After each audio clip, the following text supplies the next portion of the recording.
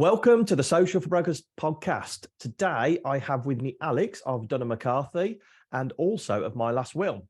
So I know a lot of people that already use My Last Will, so I thought it'd be great to get the man behind the screen on the podcast to talk about it, but also everything he went through to set it up and any advice he'd give people along the way. And we're also going to talk about Dunham McCarthy and what legal services they offer to their clients and how they would generate new leads if they were to start all over again, which I don't think Alex would want to do in a heartbeat because he's been through years and years of this. So, but without further ado, Alex, welcome to the podcast. Good to see you, Chris. Thanks for coming on. You're in a very nice, is that a meeting room, is it? Or is this like a staff training room? Do you know what? This is our pool room. So we come in here for that. It's actually a pool table for anybody not watching it. It is. Now, what I've got is people come into the door and I can see them come into the door because they want to play a game of pool. And I'm kind of like shaking my head at them. I'm busy on the meeting here. So it's the spare, someone else is in the meeting room upstairs. So it's the spare meeting room, also known as the pool room. That's class. So if you do see Alex shaking his head, he's if you're watching it on YouTube, you know exactly what's happening. If we hear the faint knocking of billiards in the background, we know exactly what's going on. So that's like the wind down room, is it then? It is the breakout room, of course it is. That's it. You got it. Nice. Well, thank you very much for coming on. I know a lot of people know you within the industry and very honoured to have you on the podcast. Thanks for sparing us half an hour. I'd like to start, first of all, is if you could give us a bit of a background to how you started in this industry all the way up to where you are today. It'd be really interesting.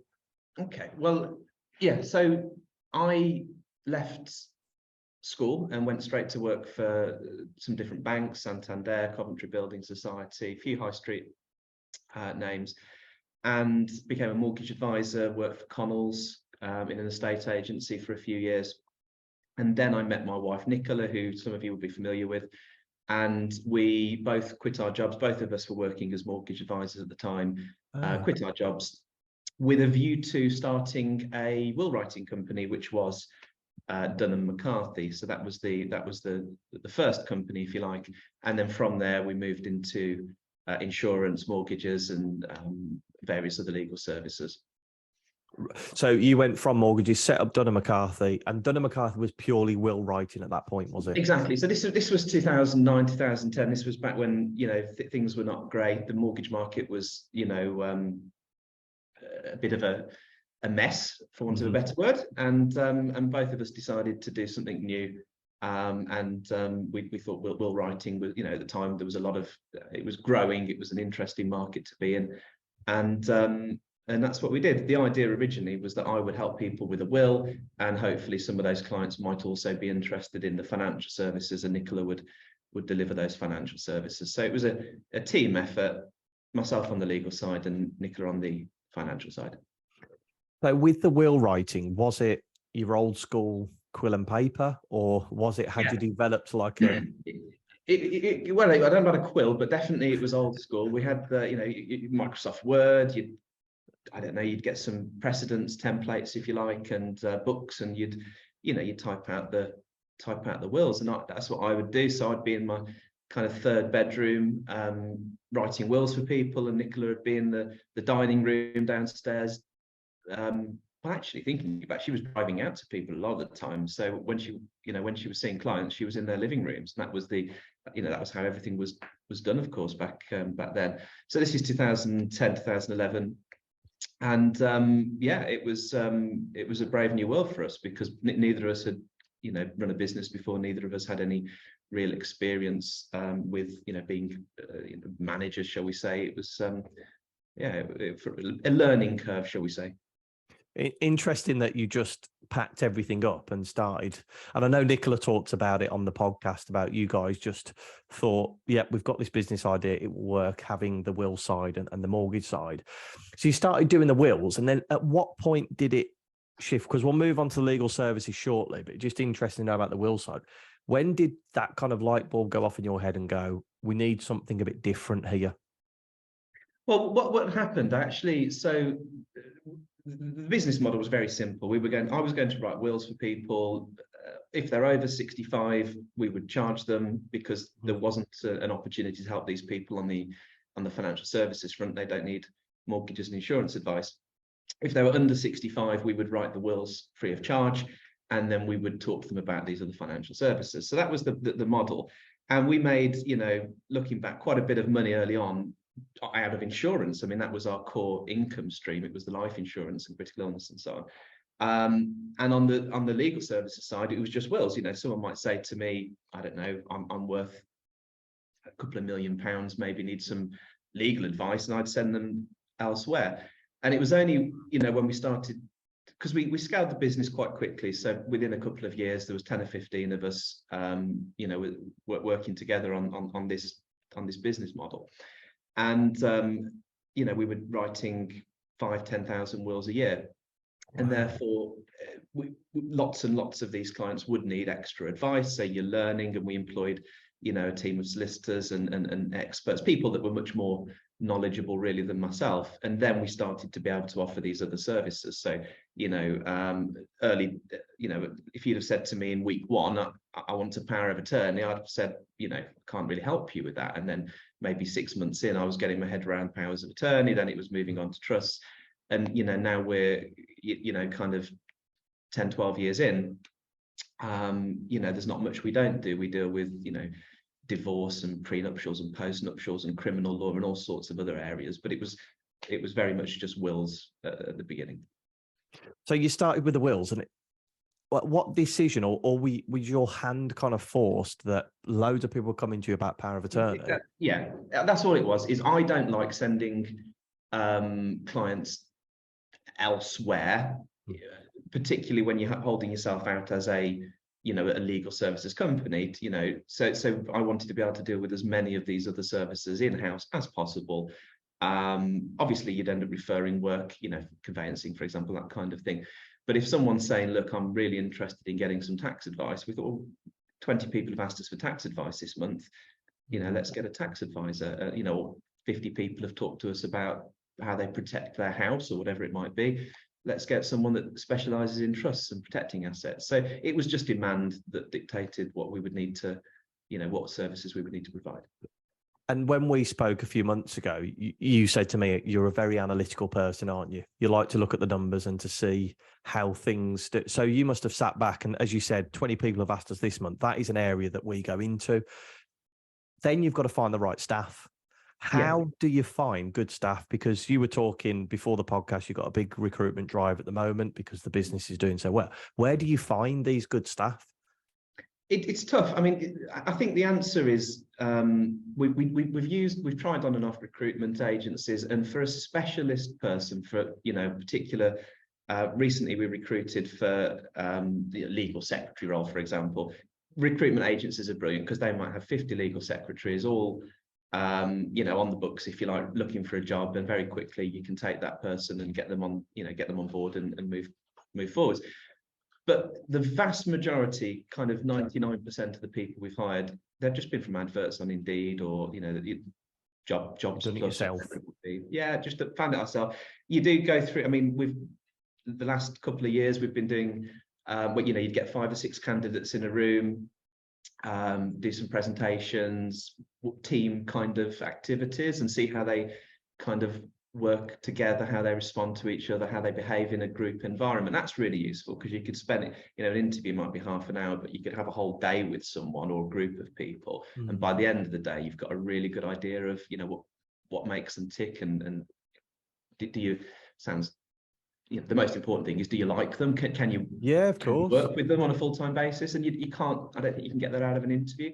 So the recruitment has been loads of CVs come in, and then just whittle them down, grab a group of people, and then pick the top 1 or 2 out of that group. That works for us.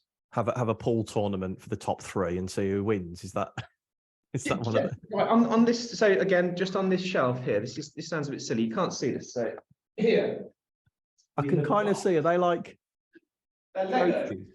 No, they're Lego. So, oh yeah, I told my friend we did this, and he thought that I was mad. So what you've got, this is, I don't know, Spider-Man, there we go. So we get them in, and they get them, build Lego, you know, just silly things. And, you know, you'd see that one person rip the box open and throw the kind of instructions to one side and get stuck in, and then the next person would be, you know, and you can see how people kind of attack life, just Yeah. how they go about dealing with these different small challenges. So we'd get them doing all sorts. We've had them, silly things sometimes, but it's nice to, it's nice to See how they perform. Yeah, So definitely. if I was to give you a Lego box now, then what would you do to make it? How would you do it? Well, I'm very methodical. Start at step one. I'd lay all the pieces out. I'd know exactly which bit goes where. I'd know if I'm missing any pieces from the start, kind of thing, and I'd go through methodically. Interesting. We had a group, four people, and there was a lady who we hired in the end, Michelle. And Michelle had never put Lego together in her life. She was thinking, "What on earth's going on? This is daft." And there was three lads, and one of the lads was like, "I've got the some great big Star Wars Lego."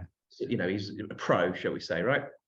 Anyway, this lady, Michelle, she'd finished in like 10 minutes. It was all right. And, whereas the other guy, the pro Lego chap, had panicked and, the one leg was on backwards and the head was back to front and, Complacency. didn't do well under pressure. Exactly. So, yeah. So that's really interesting. That would be the title of this podcast, the Lego, the Dunham McCarthy Lego. That's what it's going to be.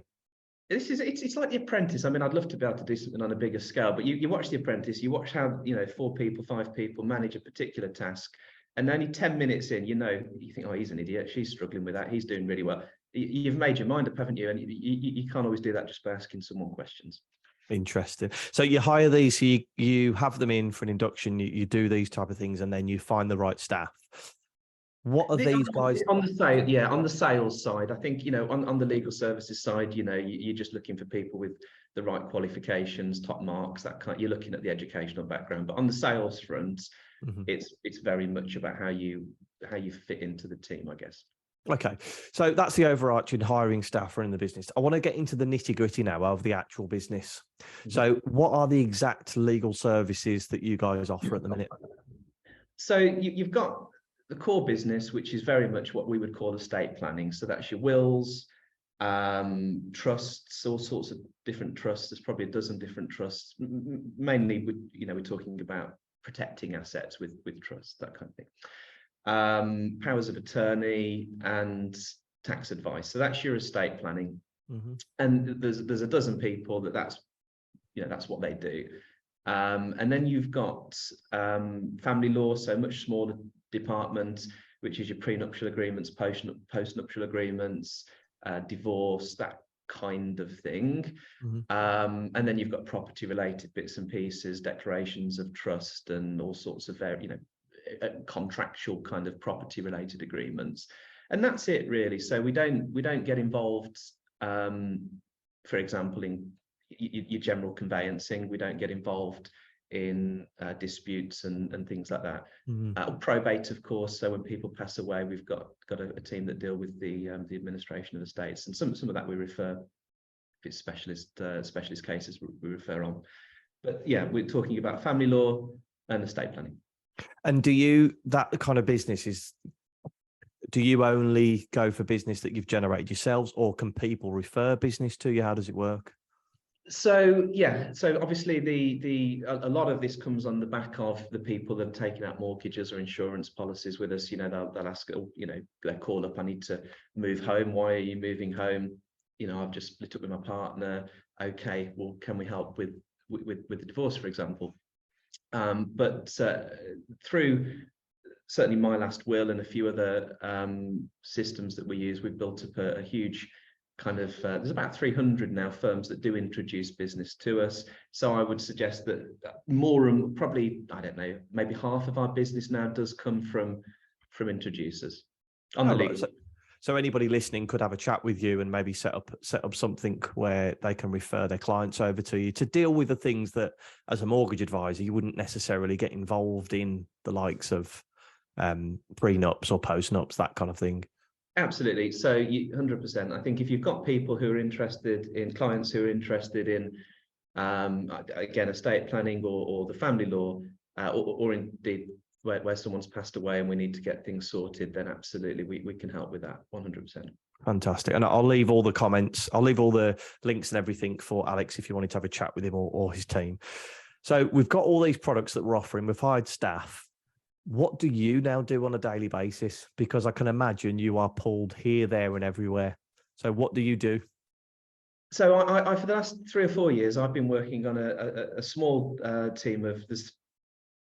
James, Chaite, myself, and Martin. There's 4 of us. So we've got a small team of software developers. So I don't consider myself a kind of programmer, but I'm pretty good at planning things, and I'm all right with a computer. So I've been working on software. We've been building solutions for will writing, insurance, mortgages. We've got now some new projects around we're making some business planning software and all sorts of software solutions, and that's what I enjoy. And I think that's where I excel. So we've been building software to really make everyone's life a bit easier here. So for example, if we take instructions for a will, it now takes us maybe a minute or 2 to write the will, whereas maybe back 10 years ago it would have took an hour or 2. If we take details for a prenuptial agreement within, again, perhaps 5-10 minutes. So the point is that the advice takes time to understand what someone needs, to understand someone's situation takes a lot of time, but with the right software, delivering the kind of solution can be really expedited, and that's what I've been focused on. So you've been doing the software development, and do you get involved in the management of the staff? How does that all work? A little. I mean, I try. There's a team of management. You've got 6 managers who've each got their own kind of responsibilities, but we do get together pretty much every couple of days and have a chat about what they're doing, what they're not doing, what are the goals, what are we trying to achieve. And I do try and keep a hand in that, because without that direction, I suppose people don't necessarily know what the next group and the next team are doing.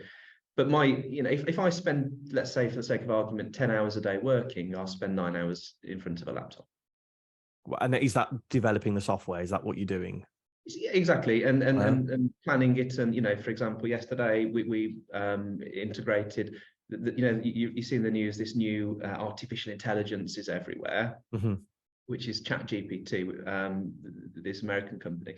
So we've been using that for a few months, but instead of using it as a kind of standalone tool where you kind of go to their website and put in, write me a job advert or what have you, it's integrated into our system. So for example, when you go to write an email, you can say, write me an email to Chris explaining that, we've prepared A, B, and C, and this is the solution, and the systems now use that artificial intelligence. And for me, that obviously increases efficiency, and it's really interesting, I think. I watched a video the other day about how millennials are the people that want to make things as efficient as possible.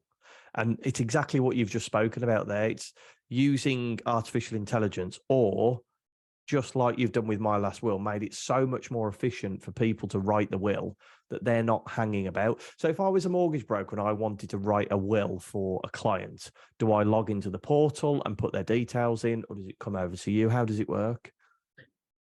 So we're talking about My Last Will now. So you've got, if you think about the will writing, we've got 3 separate will writing propositions. So you've got, we'll start with the simplest, which is My Last Will. So My Last Will, to deliver a will, you send a link to the client, text an email normally, they get the link, and the client answers some questions, normally on their mobile phone, and they end up with a will. Okay. So My Last Will, the client gets a link, answers some questions, will pops out. Now, if they want advice, if they need some guidance, we're there to provide it. We check the wills, we do look for lots of different things, but in practice, it's a very simple to provide the will, you send a link. Option 1. Then you've got Dunham McCarthy, which is a will writing company at heart, done on the phone, video calls. We talk to the client, find out what they want. We ask the same questions that you'd answer on My Last Will, but we're literally, I ask you a question, I write down the answer, we go away and produce a will. And then you've got Colonel Law, which is the solicitors, which is for your much more complex cases. So depending on how simple a situation will, for example, a married couple in their 30s with children, My Last Will makes perfect sense. An 80-year-old with a business in America and a property in Spain, maybe you're in Dunham McCarthy, a group of shareholders all involved in different businesses together, maybe that's Colonel Law. So it depends on what you're trying to achieve as to which solution you provide. But My Last Will is certainly for mortgage brokers, because they're dealing with younger clients. It's very simple to use. Here's a question for you. And it's not really to do with the wills, but it's to do with business. You have diversified so much in the business that, for example, that example that you go there, you've got your My Last Will, you've got your Dunham McCarthy, and you've got your Colonel Law, and they all appeal to different demographics, different types of people. Yeah.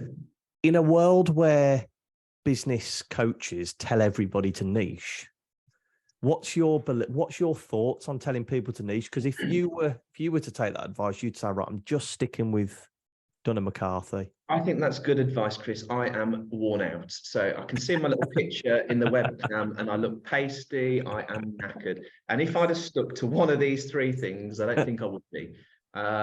So I would say that yes. That wasn't it. Yeah, yes, you should niche. God, I never stop, and at the moment I could do with a holiday, but there we go. No, I mean, look, I think that makes a lot of sense. I would say that we are niche in that we are talking really about estate planning. You know, we're not. There's a guy upstairs, Jigind, a barrister, that spent the last 20 years trying, you know, criminal cases. You know, that's what he's done, and he could do that. But we're not advertising for, you know, for criminal law.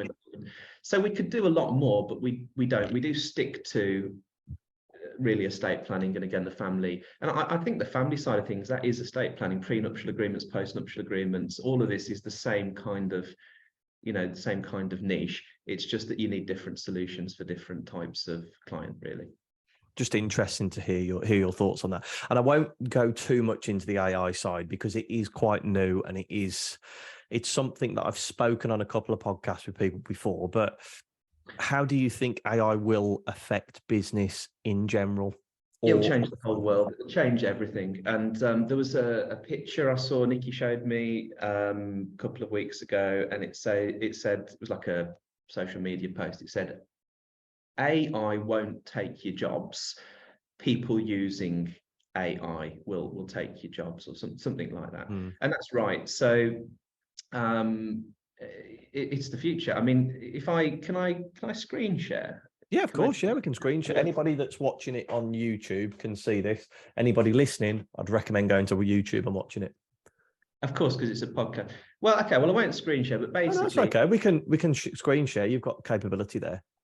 Okay, let's do it. Right. So this is our system. It's called Kernel.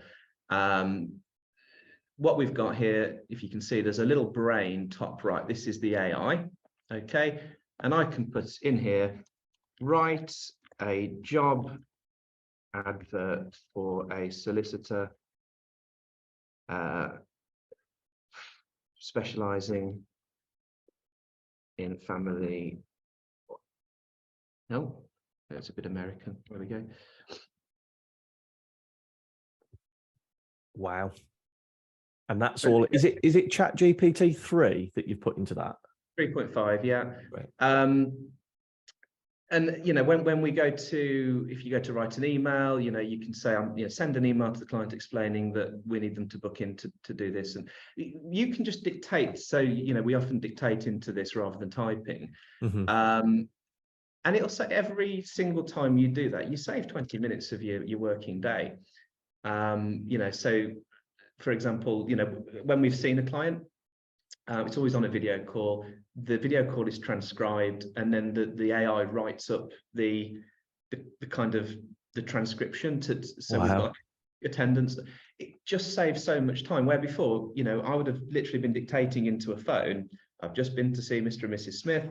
Mr. Smith said this, Mrs. Smith is worried about that. We talked about this, we agree. You know, whereas that's the whole process now can be fully automated. It just changes. And you'll know, obviously, on the social media side of things, if we go back to that, you know, this is helpful for anyone that's interested in social media. Write an article explaining the benefits of offset mortgages. Okay. And it'll write it all for you.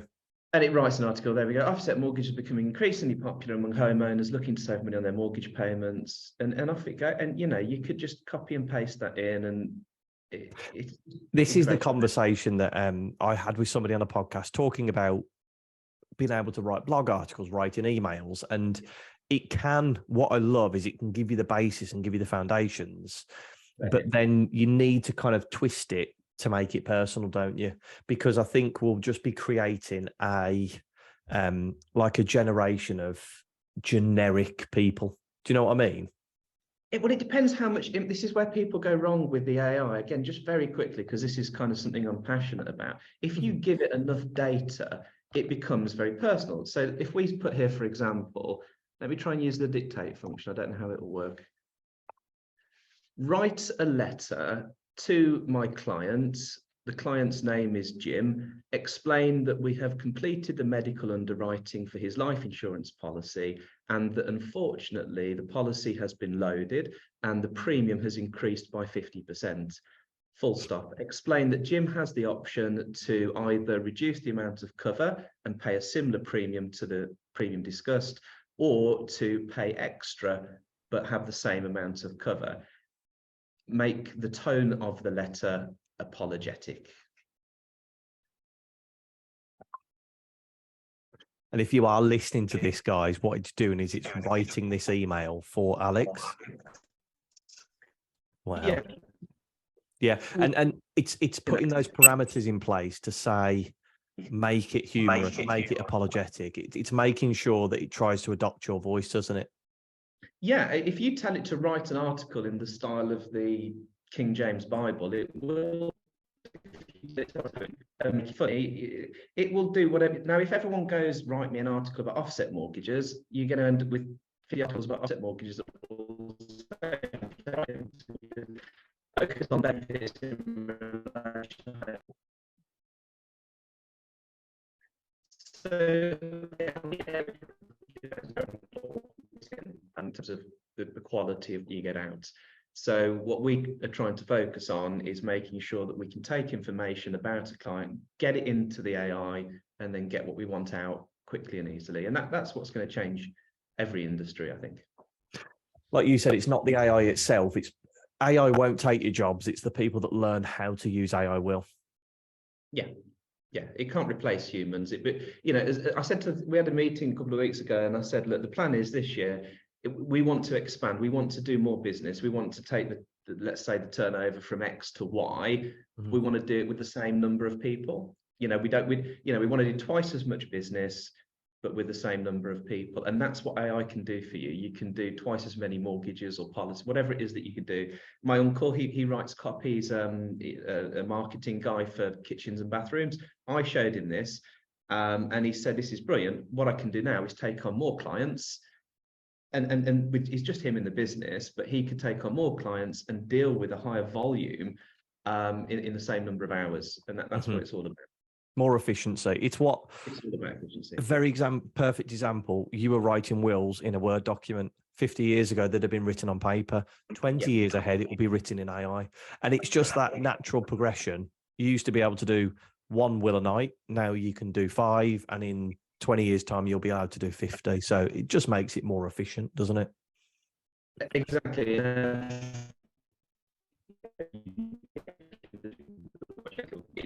50 mortgages in a month without breaking a sweat. No, you're going to struggle, aren't you? Or if you've got 20 administrators doing all the extra paperwork where you could have had administrators, you know, you're going to be less business. Sorry, the sound just dropped out of touch there. But I think what Alex is saying is this AI is going to enable people to do more in less time. That's exactly what's going to be happening. We've gone off on a bit of an AI tangent there, but in terms of marketing, where did you start to generate the business, and where do you generate your business from now? In terms of channels, do you do print? Do you do social? Do you do SEO? How do you do it? So until recently, really, until certainly probably 3 years ago, we didn't do any marketing at all. And all of our business came through third-party introducers. So we built a lot of relationships with pretty, you know, like our first, when we first started, the first relationship was, so I had a mortgage for someone to the council. He said, do you do wills? I said, yes, we do wills. I did a will for this chap that worked at the council. And then I phoned, you know, within 10 minutes of leaving my job, I phoned him back and I said, does anyone else at the council need a will? And he sent an email to 30,000 people for me saying, does anyone want a will? Because Alex will help you with that. And we got, 500 inquiries, and I thought, blimey, this is powerful. So for us, it's always about finding larger companies, private or public sector companies, and working with them. And that worked really well for us at first. Then that became saturated, I guess. There's a lot of people approaching from, trying to offer special offers for this, that, and the other. That's more tools at social media for marketing. So you've gone into that direction rather than going direct to the company. And that was going to be one of my questions. We always do the strategy question. If you were to move 300 miles away and have a laptop, mobile phone, and internet connection, what would you start doing to generating new business? If I was looking for business, I think I'd try and find another provider of professional services. So whether that's an accountant, for example, estate agent, solicitor, anyone that's dealing with the same type of clients as me, and try and get them to refer their clients over for the services that I provide that they don't provide. I think that would be where I would start. So you talked about, I mean, it's a great way to do it, but before you talked about attacking like the bigger companies. Do you think that's saturated now? Then you said has that all been done? It depends what you're trying to promote. So if, for example, will writing is everywhere. It's literally since I started in the industry, it's just gone crazy and it's very saturated. The same, I think, can be said for mortgage services. But if you were, for example, promoting something a little bit more niche, it might be the family law, for example. Maybe they'd say, oh yeah, we don't have anyone that helps our staff with family related matters, perhaps. But yes, I think it is a case of trying to find, you start with the big companies and then you kind of work your way down until you may be dealing with smaller companies as the market becomes more saturated. It's really interesting because you're obviously a person that looks at new technologies and talks about the power of social media, the power of AI, the power of marketing and all this, yet you've gone back to, it's very basic. You get in touch with people and talk about what you're offering. There's no gimmicks to that. Do you know what I mean? You could have come out and said, well, this bit of software does this, but you are no, feet on the ground, go and get out there and talk to people. I've spent hours, countless hours over the years, playing with Google AdSense or AdWords and all of the various Facebook, all of the different marketing, paid marketing solutions that are out there. And I've never had a successful, I know some people have made it work. I always, if I meet a company that say, oh, we've got a Facebook campaign and we get, 20 leads a month or whatever it might be, I'm always impressed because I have never been able to do that cost effectively. And I think that's because you're competing against the banks and the insurance companies, and they're obviously outbidding everyone on the financial services side anyway. But the most effective marketing strategy, certainly for us, has been to work with other, market counterparties, whether it's a broker or an estate agent. The old school. If you've got an estate agent that sends you, people that have just agreed a property, to buy a property, that it doesn't get better than that. It's only that more recently we've started exploring social media, particularly I would say YouTube, that we've realized that you can reach a whole new market, a group of people that perhaps a bit younger, that haven't actually got a mortgage advisor or an accountant or a solicitor relationship. These are much early on on the mortgage front, for example, in the buying process, which is great. But yeah, it's funny, like before you go to parents or grandparents to speak about an accountant or an IFA, whereas a lot of people now will go to the likes of YouTube, won't they, and a social media channel for the trusted person in that area. Well, YouTube's been an eye-opener for me in that, we do generate a lot of leads from that. The only thing I would say is that in my experience, it's took us the best part of 4 years of producing content and promoting content and editing videos and all of the, literally hundreds and hundreds of hours of work goes into that, and you don't get that much out by comparison. It's just that, I suppose once it's done, it's done. Once you've created the content and you've got the followers or the whatever it is, it's a constant stream of business then, which is great. Have you ever delved into email marketing? I know you say that you've talked about paid ads and Google SEO and PPC. Have you ever done email marketing? Only business to business. So, again, if we're trying to build relationships with businesses, it's, it starts with an email.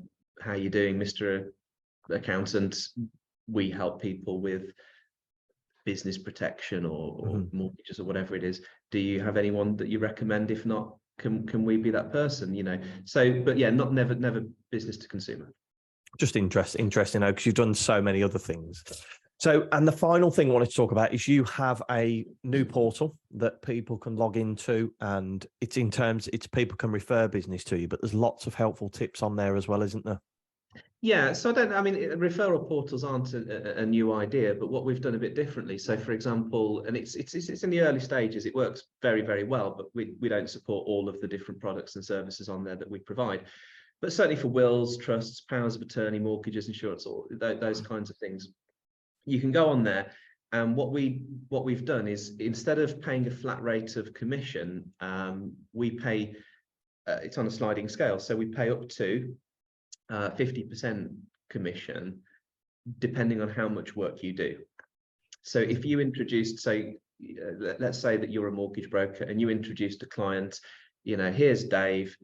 Dave wants to make a will, or Dave wants to put in place a power of attorney. Can you call him, book him in, and sort it out? We might pay you, for the sake of argument, 15% commission. But what you could do if you wanted to is, on the portal, you can go in there, you can add a fact find for Dave, name, address, date of birth, children's details, assets, liabilities, and then it might be we pay 20% commission.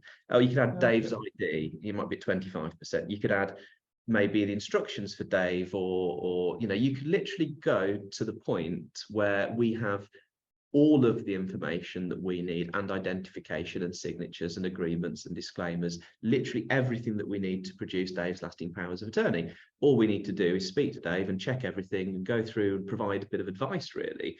And therefore we might pay that 50%. So as a portal, it allows a professional, really, whether that's, again, an accountant, for example, or a mortgage broker, it allows that person to provide all these other services, either by simply making an old-fashioned, basic referral, or indeed by taking all of the information from the client about their pending divorce or whatever it might be.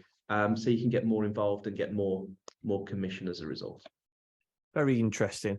And what's the best way that people can find that or speak to you? Where can they connect with you, Alex?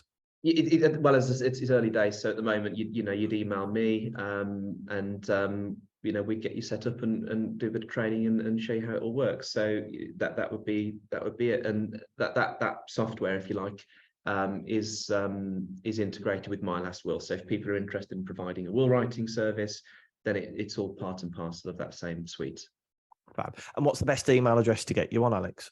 alex@mylastwill.co.uk. Fantastic. As a thank you for coming on the podcast, we donate £10 to a charity of your choice. Which charity did you want to make the donation to? I would say the Alzheimer's Society, just because I do deal with a lot of older clients with Alzheimer's, and I always, that it's not a nice illness, and it's something that if we can cure, then that would be fantastic. Fantastic. I'll make that donation. Alex, thank you so much for coming on, sharing your story and giving people loads of tips along the way of how to generate business, and also the future of AI as well. That was really interesting. Yeah. Thanks very much for your time. No problem at all. Thank you so much. Cheers. Take care now.